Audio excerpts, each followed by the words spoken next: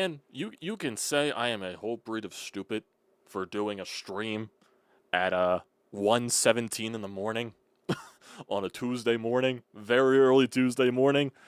I probably wasn't going to do this, but this is a very special occasion because the Phillies did win tonight in LA. If they lost, I probably would not have recapped and I would have went straight to bed.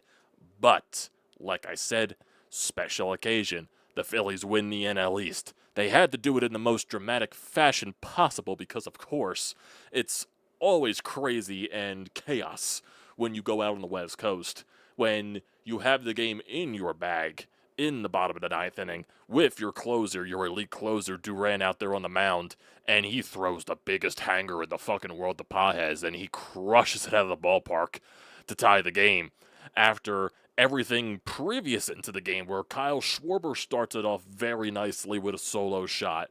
And then they bring the actual starting pitcher into the game, the Dodgers, that is, that, because they started with an opener, the lefty to face Kyle Schwarber and Bryce Harper. And what does the lefty do? Allows the homer to Schwarber and walks Bryce Harper. So, yeah, fantastic plan right there, Dave Roberts. And then the actual starting pitcher came in, diced you up for a little bit. Ranger Suarez was solid in his own right. He gave you a quality start. 6 innings, 3 earned runs. The exact definition of a quality start. And then once the Dodgers went to the bullpen, and we all know that is the Dodgers' main weakness. What did they always say this year when facing the Dodgers? Get to their bullpen, because their bullpen has not been good. That's what the Phillies did. Now, granted, they didn't hit their way to the bullpen. The guy on the mound for the Dodgers was kind of nasty, Banda. Banda was kind of dicing you up there. But the bullpen eventually came in. You eventually got some hits. Kemp started with a ground rule double. Then you eventually bring Kemp around in the score. Bryson Stott with the RBI single. And then, made it a 3-2 game because Ranger allowed a couple of runs.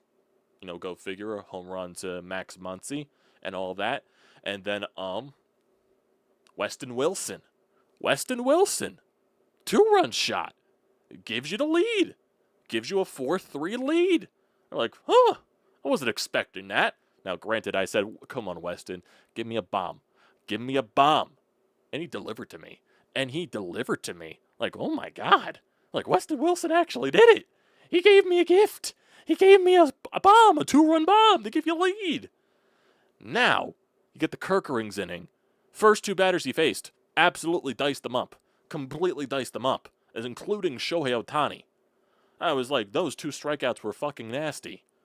And then you get the Mookie Betts to bat. And then a fastball caught a little too much at the plate. Then Mookie crushes it. Game tied. So that sucks. Bryce Harper. What does he do the very next half inning? Lead off, lefty. Bomb. Solo bomb. As my phone for ESPN goes off. They knew what I was talking about. Solo bomb. Gives you a nice 5-4 lead. Always love to see that. Matt Strahm, in the bottom of the 8th, does his job. Very solid work. 1-2-3 inning. Top of the 9th, you didn't really have a chance to add insurance for Duran, but you're thinking to yourself, okay, Duran going up against the bottom of the lineup, bottom 7, 8, 9, should get the job done. You clinched the NL East, 9 innings. Duran gets the first batter out in Muncy. Then Pages started it off. It was an 0-2 count. Started it off with the splitter. Got in the chase. Then Pages fouled off the curveball. And then during the at-bat, on that 0-2 pitch, Duran shakes off JT to throw the curveball again. And oh boy, did he hang it. He hung it badly. I mean, this was the fucking easiest pitch that anybody could hit. That ball was hung so badly. Pages crushed it to tie the game up. Like, oh, Jesus Christ. Really? Then eventually Shohei comes up, the last 2 hitters in the inning. Duran does get out of that. It does sting in that moment that Duran allowed the game-tying homer. It's crazy, too. I think they said on the broadcast that he's only allowed 2 home runs this season, including tonight. Both of them are in Dodger Stadium. So go figure. I think the other home run he allowed was to Shohei Ohtani. And Ohtani actually had pretty good numbers against Duran. Granted, they were very minimal. I believe it was like 2 for 4 coming into this game with a home run. But for some reason, Duran allows a home run in Dodger Stadium every now and then, whenever he plays there. But I do expect Duran to bounce back, given the leash right there. No concerns right there for Duran. It was a mistake pitch. It was a complete mistake pitch. He probably should not have shook off JT for the curveball. He probably should have overpowered Pages with a fastball. But, mistakes are made. Teammates have to pick you up. You go to the 10th inning now. You do get the run to score. A couple of base stealing. Trinan a little bit wild there. JT battling in his at-bat. I was pretty sure JT probably wasn't going to do anything just because of the way that the at-bat was going. Took a very close pitch for 3-2. Fouled off a hanger that you probably won it back. But good on JT for getting the ball deep enough to score the run. To make it 6-5. And then you get Castellanos swinging at the first pitch, popping up. And I'm thinking to myself, damn. Probably not enough runs. Granted, because extra innings, you probably want to score more runs with the ghost runner out there. So it definitely didn't linger well in my mind. I'm going to be honest there. David Robertson comes out there for the bottom of the 10th inning, and he did his job. I mean, it got dicey, no doubt. It got dicey. Bases loaded, walking some batters. Managed to get out of it. Got some huge outs as well. Oh, man. The bunt pop up in foul territory. JT wants that. JT catches that like 99.9% of the time. I'm like I said, weird shit happens when you play in Los Angeles. And just in California, or just on the West Coast in general. Weird shit happens when game time is at 10:10 on the East Coast. Weird shit happens. And that happened. But they battled. D-Rob battled. Unk still got it. He found a way to shut the door down without allowing the Dodgers to score a run to tie the ball game up. Good on him. Good on him. And you end up winning. And it was with Max Muncy up at the plate, too. And fucking hell, also something that I almost forgot about, the fucking umpire in this goddamn game. It was in the Duran inning where he was facing Mookie Betts because he allowed Shohei to get on. Curveball right down the middle of the plate when Shohei's going in a 2-strike count. Curveball lands in the middle of the plate. Ump behind the dish calls it a ball. What? Huh? Who? Huh? And now eventually Duran got out of that with a fly ball out. You didn't have to make him throw another pitch there, Blue. That was right down the middle. That was right down the middle. How do you miss that? And then, in the Muncy at-bat, 2 strikes. D-Rob throws his curveball to try to get Muncy to chase. I believe this was a 1-2 count. Muncy checks, where it kind of looks very obvious that he swung. JT sees it. Everybody on the field sees it. Umpire at third base says he doesn't swing. Then you see the replay, the side view. Dude's fucking bat went like across the plate. What? Crazy. Obvious swing. Obvious swing. What are we doing here? Is this game? What are you betting on the game here, Blue? Now, D-Rob eventually got Muncy to the ground out. Ball don't lie. But come on. You got to be better than that. You can't be fucking up these calls in a game to this extent, in a game to this magnitude. For a team that's trying to clinch the NL East, for teams that are fighting for separation and trying to get back into the division for the bye week. You can't be doing that. In this type of game, in a playoff type of atmosphere type of game, you can't be fucking up like that if you're the umpires. But good on the Phillies. Good on the Phillies. Offensively, they struggled against Banda. But once they got to the Dodgers bullpen, they eventually figured it out. And they found a way to win this game. Like they've really been doing for a while now. They keep battling. They keep fighting. They keep finding a way to grind out gutsy wins. Good on them. Good on them. Yeah, they hit the hiccup yesterday against Kansas City. Nola was not good. Oh, he had a good 4 innings, and then the fifth and the sixth inning just were completely unacceptable from Nola. And you're still going to have those question marks and discussions and conversations as you get closer and closer towards the playoffs. So that's another discussion for another day. Um, but they continue to grind. They continue to battle. They keep coming back from deficits. They were doing it, that 4-0 deficit to the Mets. They were doing it against the Milwaukee Brewers. They were, doing it in some of the games against Kansas City. They did it tonight against Los Angeles. This team keeps battling. This team keeps fighting, especially on a night where the starting pitcher for the Los Angeles Dodgers was dicing them up a little bit. They found a way to get to their bullpen. And, granted, some of your bullpen arms pitched very well. Some would like their pitches that they threw back, specifically Duran. Like I said, I think he'll be fine after this. I guarantee you that Duran probably gets a save in this series, maybe if they do win it.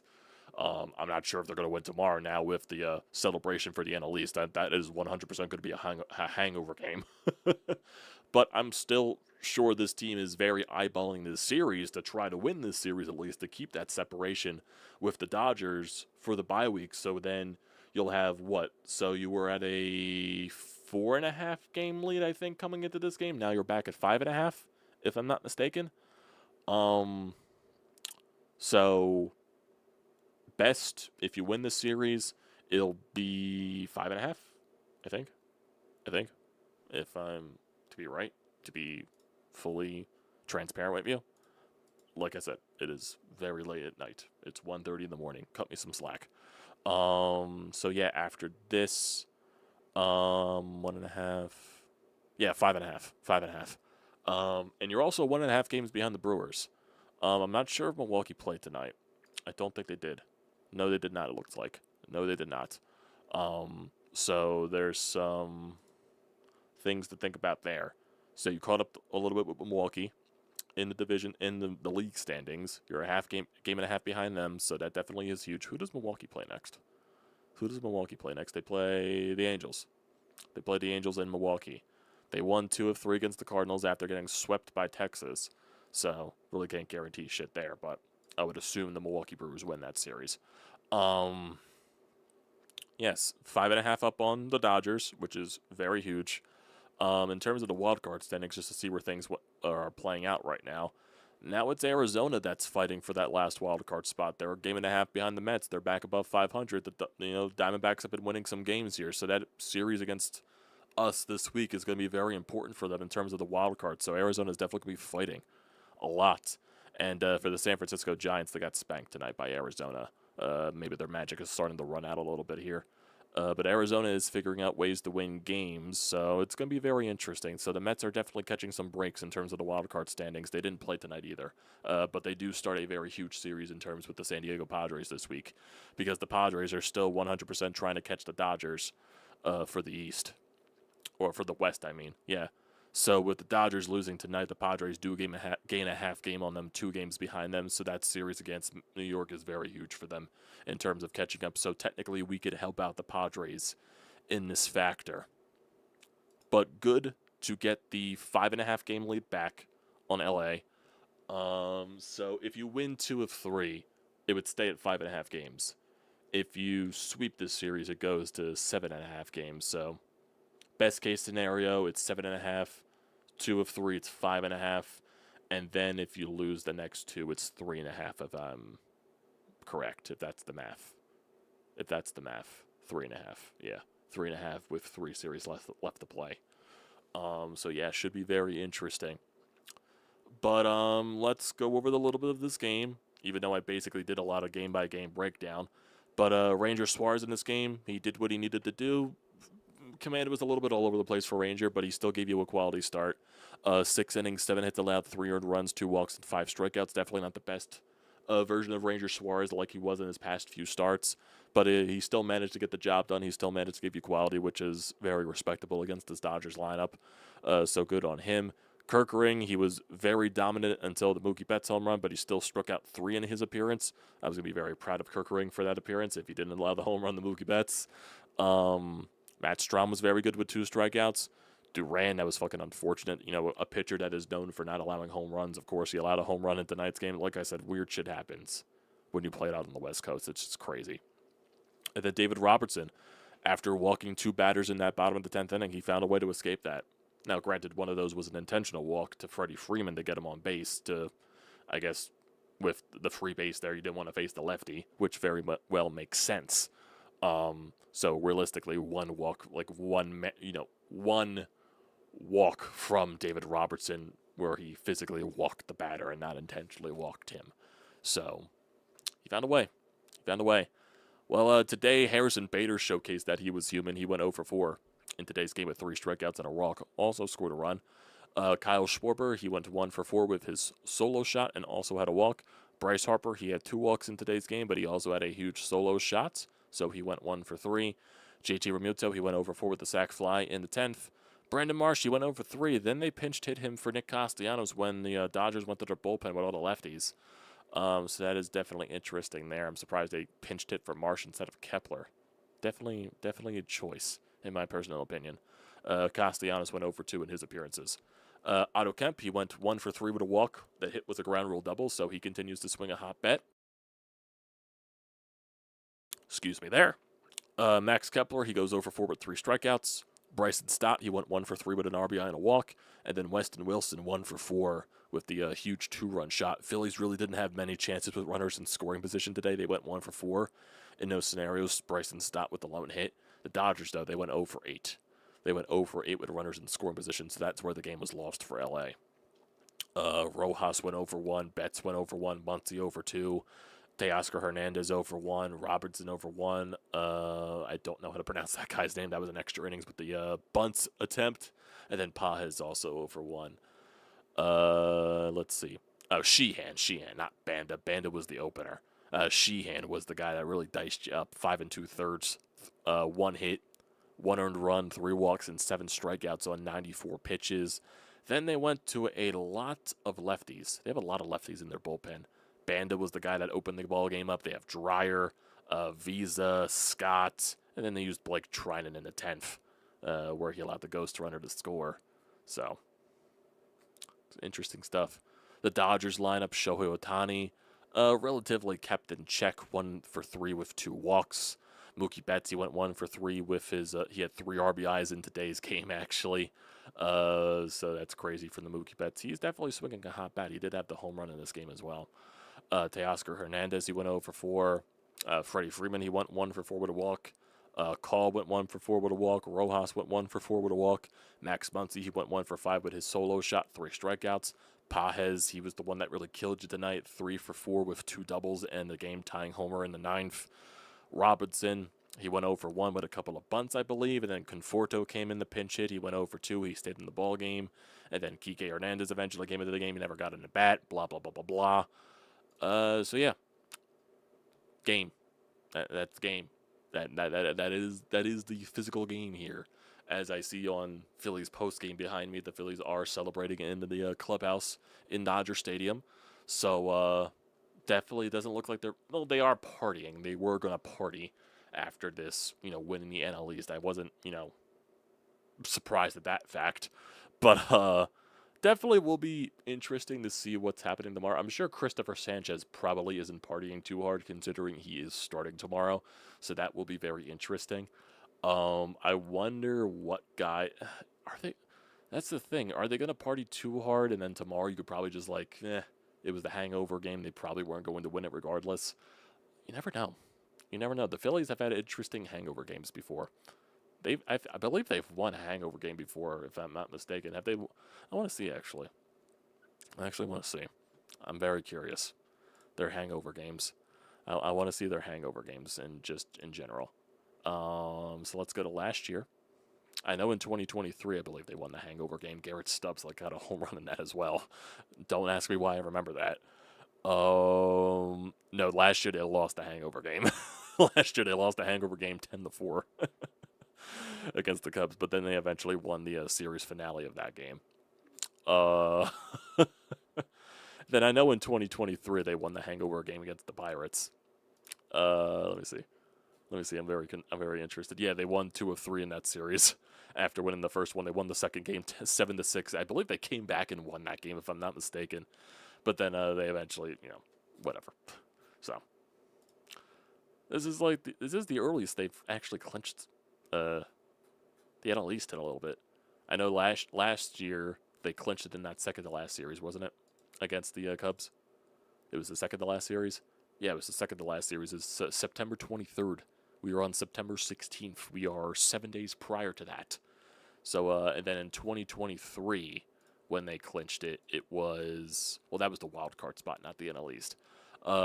They clinched the postseason berth on September 26th. So, 10 days before that. So it's getting earlier and earlier. But, yeah, good win. It's a good win for the Phils. Crazy that, had to go to extra innings because, of course, because, like I said, crazy shit always happens when you're on the West Coast, when you're playing teams like the Dodgers, at 10:10 Eastern Time. Hell, I remember back in 2020, I believe it was 2022. But yeah, because that was when the pitch clock wasn't implemented. Was the pitch clock implemented in 2023? I believe it was. I think it was. Yeah, because 2022, games were still going dramatically long. Yeah, the Ghost Runner was still out there, I believe, if I'm not mistaken. That game went till like 2 in the morning, at least. I remember like a couple of those games went to fucking 2 in the morning. I had to see some pictures. Like, the Phillies I think that was one of the series the Phillies ended up winning in LA. I think it was a 3 or 4, if I'm not mistaken. Crazy stuff. I don't know why I remember these things. I just, like I said, weird shit happens when you play on the West Coast. And when it's a fucking 10 p.m. start time on the East. Yeah. It's one of those. But good on you. Good on you. Now, I wasn't expecting a call here on the Anytime Hotline at this point tonight because most people are very smart. They probably went right to bed after this, but I do see some people in here. I do see a good amount of people. Like, it's fluctuating a little bit here. It's going from like 4 people to like 9 people to like 10 plus. So I wonder if that's some Phillies people. I wonder if that's some people on the West Coast or something like that. Maybe, I have no idea. Maybe it's some Dodgers fans tuning into this for real quick then tuning out. I have no idea. It does. It's 1:40. It's almost 2 in the morning. So I want to wrap this up really quickly for you guys. I was gonna go, like I said, I wasn't gonna go live if they lost. It's a special occasion because they won the NL East. After this, go in the fucking bed. Turn that goddamn air conditioner on because it's fucking hot in here now. And I'm gonna go lay down. I'm gonna go pass out and sleep, like everybody here should. Like you, Austin, you should sleep. But I appreciate you being in the chat. You, Star Wars, you should sleep. But I appreciate y'all being in the chat. Definitely was a nail biter. Was watching from home. I was here. Ruben Amaro Jr. needs to never speak during the live games again. Umps. All their eyes need to be checked. And we are NL East champs again. Managerial-wise, it looked like 2 old guys hanging over the dugout fence, barely staying awake. That might as well have been a Game 7 of the NLCS because there was not 5 minutes of room to relax at any point. No, there wasn't. Especially in the later stages of the game. Ruben needs to stop speaking things into existence. Everybody knows giving up runs is bad. Why do you need to say it would be great if these guys out because Ohtani is coming up soon? Yeah. Home plate umpire needs to be investigated, and the third base umpire, such egregious calls. They were really trying to help the Dodgers. The fans were unfairly booing the ump earlier for correct calls on 4-pitch walk, but then Team Blue absolutely earned all the strife away anyway with the missed strike calls. Oh, God. Crazy stuff. Like I said, crazy shit happened in LA. What happens in LA stays in LA. Am I right? So now, you are at the 90-win mark. You're 90-61. That is 29 games above 500. You have won the NL East. And now, basically, all that is left is to worry about is the bye week. And I'm sure they're still going to be completely, fully going out for that. No doubt. 5.5 games up on the Dodgers now for that bye week. The Dodgers, they do have the Giants after this. What are their other series after the Giants? Arizona and Seattle. So those are going to be some tough series for LA because what is LA's magic number anyway for the AL West or NL West? I have no idea, honest to God. So shit should be interesting. Shit should be very, very, very interesting as the days go along. Very interesting. So that'll do it for tonight, everybody. It is almost 1:45. Time for everybody to go to bed. Thank you guys for tuning in tonight. Don't forget to leave a comment in the comment section down below. Don't forget to drop a like. Don't forget to hit that subscribe button. It does me a great deal of service. And use the code TTPSPORTS, $20 off your first purchase at SeatGeek. A great deal. Do not pass it up. Appreciate y'all for coming in this late. If most of you did. Maybe some of you will watch in the morning. Whatever. I appreciate you tuning in whenever you do. Thanks, guys. And I'll see you next. I don't know what I'm going to do tomorrow. I'm going to be honest with you. Whatever happens, happens. Whatever happens, happens. So, maybe we'll watch the game live. Maybe we'll watch the game live. We'll see. So, okay.